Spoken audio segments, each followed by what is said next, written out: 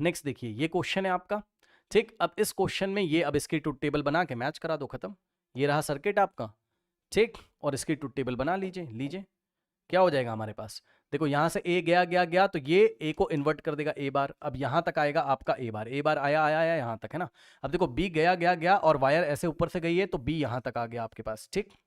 तो ये क्या करेगा, एंड है, तो दोनों को मल्टीप्लाई करेगा, यानी कि ए बार डॉट बी कर देगा। अब ये आया ए बार डॉट बी आया आया यहां तक, यानी कि ए बार डॉट बी यहां तक आया, ठीक। और यहां से देखिए ए आया आया आया आया आया आया आया आया ए यहां तक आया, ठीक।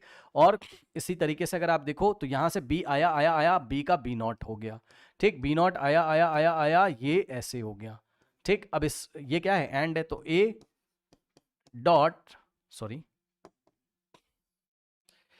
यहां से मिल जाएगा ए और डॉट बी बार, दोनों को मल्टीप्लाई किया ए डॉट बी बार, और यहां से आया आया आया क्या, ए डॉट बी बार। अब बताइए एक्स हमें क्या मिलेगा, तो यहां से एक्स की वैल्यू हो जाएगी जो टोटल आउटपुट मिला, ये और गेट लगा, दोनों को ऐड कर देगा, यानी कि ए बार डॉट बी और plus A dot B bar, ठीक। ये हो गया करेक्ट। तो बस अब आप देख लो कि ये किसकी, कौन सा गेट आ गया, ये बताइए कौन सा गेट आ गया, A bar dot B plus A dot B bar, ये कौन सा गेट आ गया, एक्सॉर, ठीक है।